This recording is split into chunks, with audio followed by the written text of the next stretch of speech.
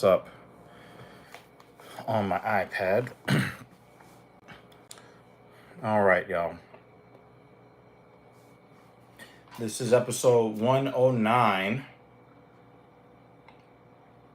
And we're calling it Genius Not at the Wheel. Now, pretty much every Tuesday, Thursday, and Saturday, I have come to you from some automobile somewhere after leaving the gym. There were those 2 episodes where I was walking the streets after leaving a gym in London.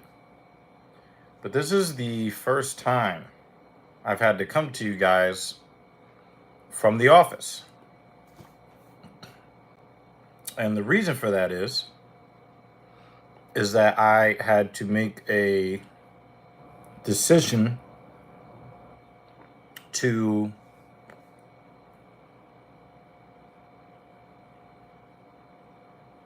bring my training back to a place of reason. I gotta tell you guys, I'm really unhappy doing this live stream today. Hey, Mrs. Evil. I have to tell you guys, I'm very unhappy to do this live stream. I'm going to take you back to the last live stream I did, which was on Thursday. And I told you that I had a very ugly time with the leg press. I did. I completed a very broken feeling 5 sets of 10 at 455. And then I did 4 sets of 9 on the prone leg curl machine at 110 pounds. Joy walking, thank you. Thank you for coming through. I appreciate you. And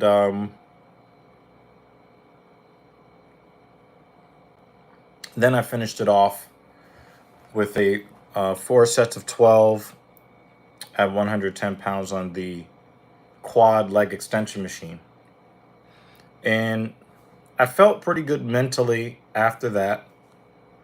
But then you guys saw on the live stream, I was raging pretty hard because it just seemed like people were trying to make me late for work after leaving the gym, making a lot of stupid decisions on the road. Some people just decided, you know what?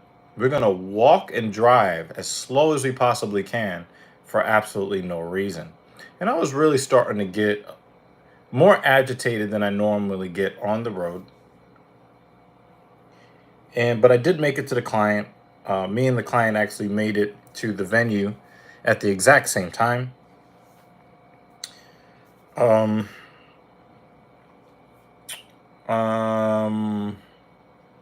So after that, I went home, got a little bit of rest, and then I decided that I was going to go for my second session of the day. And I was responsible for, again, hitting another mini PR, but on the horizontal press movements. So I was, the assignment was 4 sets of 7 at 185 pounds for the Smith machine incline chest press. I really, in the warm-up, I felt really bad. And what I mean by really bad, I meant like I had no energy whatsoever during the warm-up. And the more I kept warming up, the more I just did not want to be there.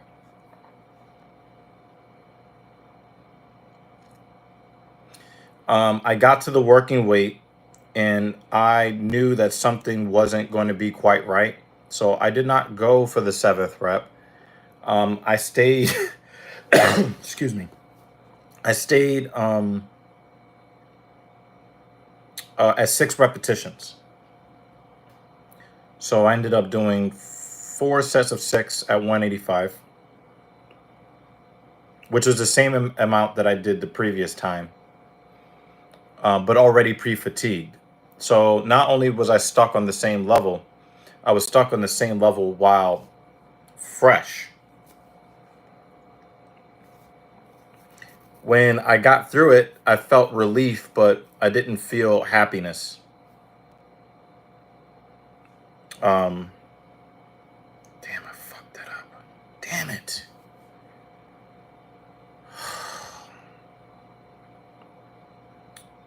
I should have just handled that shit. Man. Sorry about that. Um,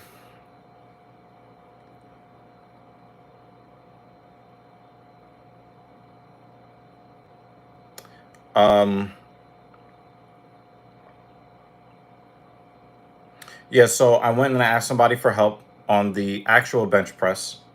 And my assignment was 4 sets of 11 or 12 at 185.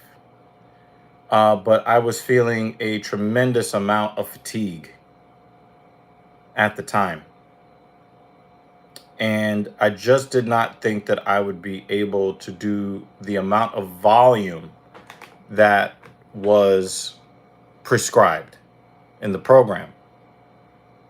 So I called an audible and I said, well, if I go up 20 pounds and bring down the amount of volume, I should be able to handle that.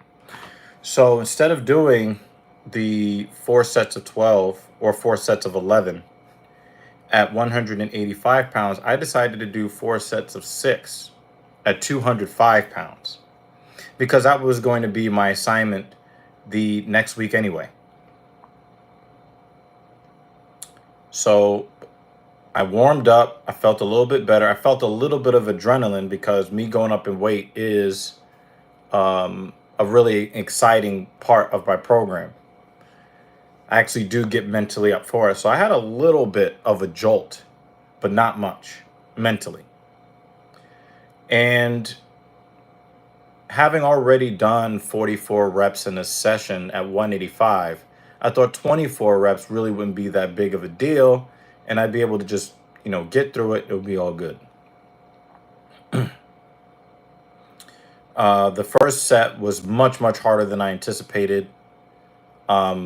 It felt like the weight was heavier than 205. But I did get all 6 sets without any assistance. The second set was still pretty difficult. It didn't start getting easier until the third and the fourth set. So I did.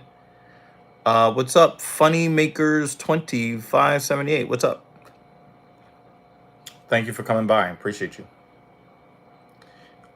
So yeah, I had a really good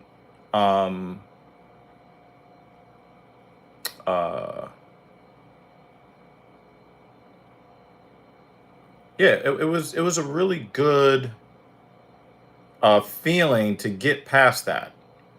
But then I had some volume work. Now, the previous volume work that I had done on the chest was 4 sets of 12 with the 60-pound dumbbells. And I knew that I was supposed to go up in weight, but at 65, I was probably thinking about 4 sets of 8, but I said, you know what, I could do 4 sets of 10. Now, here's the crazy thing. The weight was so much lighter, a total of 130 pounds compared to 205 pounds. I actually felt like I felt pretty good mentally after the first set. But around the second set, right after the first set, I kind of felt numb. I got a series of text messages which should have really piqued my interest and novelty, and I was supposed to have one of those woo, type of responses, and I just had no interest in what was being spoken about, and I didn't think too much of it. I continued to work through the sets. The sets themselves didn't really feel bad, but one of the things that I do remember looking back is that my mood dropped by the minute. I get to the end, I leave the gym, I go home, I lock myself in the office, and now I'm in a full-on bad mood. Now, as I basically walk into the apartment, the air conditioning was on, and I got a full body chill that I had not felt since I caught the Rona at the beginning of 2023. Now, it was not the painful chill that I suffered through when I got the Rona, but it was definitely a chill that felt a lot like a fever was coming on. Like, how in the world could I get sick again when I was just sick? My immune system should be in tip top shape. I take a nap after eating and supplementing. I take a nap, I wake up, I'm still not feeling very good. My body temperature feels elevated inside, but not outside. Um, and I can't sweat, which is weird. So I go take a shower, and any little wind that came from outside the bathroom um, gave me, a minor chill. And then I started to think to myself, is it possible that overtraining can give you a fever? So then I start looking it up, and lo and behold, I had every symptom of overtraining. So I'm going to run those symptoms down for you. Flu-like symptoms, which was what I was suffering with. Full body aches, although I had them at a very, very low level. Severe fatigue. And symptoms that feel like depression, like loss of enthusiasm for things that you like, and loss of sex drive. I had all of them. And so some people think that overtraining is like what happened to Larry Wheels when he caught rhabdo from doing so many sets and reps in a short period of time that his body just started killing his muscle cells, and it ended up in his liver and kidneys, and he had to go to the ER. Not all overtraining looks that dramatic, let me tell you. For me, it looked like I was getting sick when I wasn't sick. And I couldn't get Little Genius up at all. I had no interest in anything having to do with adult fun. Zero interest. I was not happy about the work that I had just done. And so I ended up getting sick without actually being sick. So because I forced the issue on Thursday, I was then forced to skip my back workout yesterday. And I'm coming to you from my office, not from the gym, because I was forced to skip today's leg workout. And it's funny, yesterday I really thought about possibly at least doing a lower level leg workout in the gym today, so I would not skip and I would not disappoint some of you guys that come and you watch the stream 3 times a week. But I had to finally make a decision that was the intelligent decision. And that intelligent decision being that I had to take today off and put some more fuel in my body, put some more time between me and that overtraining on Thursday. And again, I've been talking to you guys about how motivated I've been since my father died over 4 months ago now. And while it is good to have the discipline and it's good to have that, something pushing you to do the things that are difficult, the things that are not fun, the things that you don't love to do. um, you can have too much of a good thing. You can have too much sex. You can have too much chocolate. You can have too much ice cream. You can have too much education. You can have too much money. You can do too many reps. You can work out too many days in a row. Will this kill my fire for daily training? No. I'm going to have to pick and choose my spots better. I'm not going to do, two all out max effort, high volume, high weight training more than once in a day. I'm not going to do that anymore. I am going to pick and choose my spots better. But I'm still going to push hard. I'm still going to train hard. But you have to be willing, especially for us men out there with the egos, right? We have to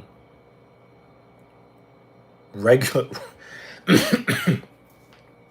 We have to regulate our egos, because me forcing the issue on Thursday cost me Friday and Saturday. And a lot of important work needed to be done on these days.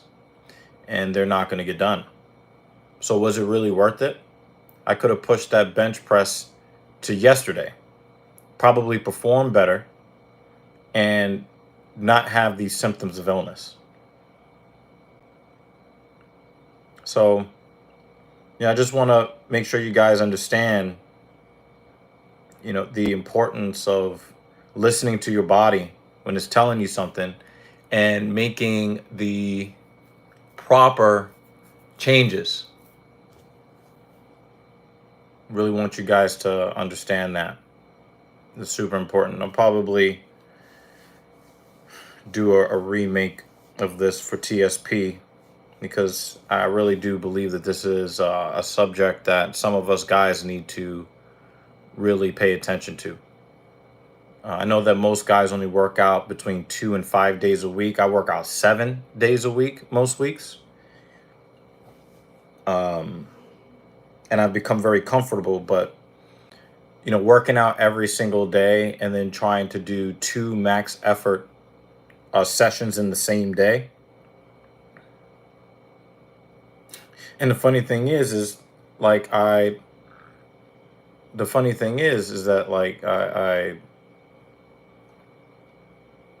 got the work done,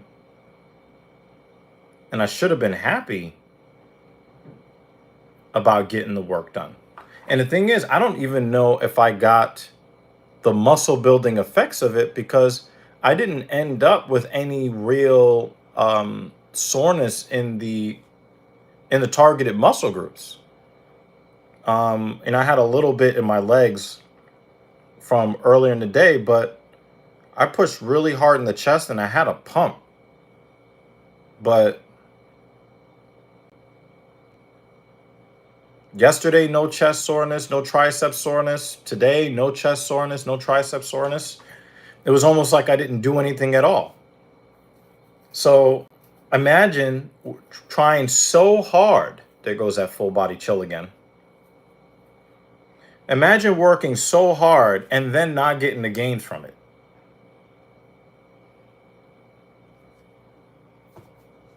Now, this information is not to encourage you to not work hard. Okay? This information is to encourage you to work hard and listen to your body so that you can continue to train hard at an efficient and healthy clip. I don't want you guys, starting to think, oh, well, Dr. Evil, he ended up getting hurt or he ended up feeling sick. So maybe I should only work out 0 times a week. No, that's not what I'm saying. That's not what I'm saying at all.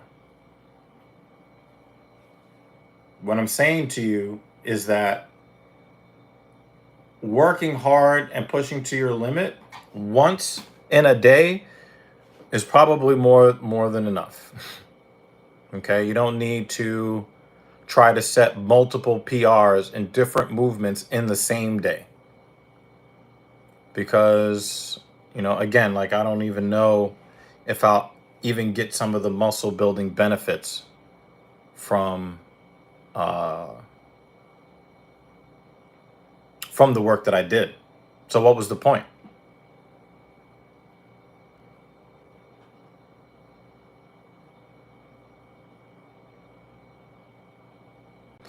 So that was pretty much, the PSA that I wanted to deliver to you guys. Shout out to Oscar from Denmark. He showed up late at the end of the stream. And, again, like I know that I'm supposed to do this stream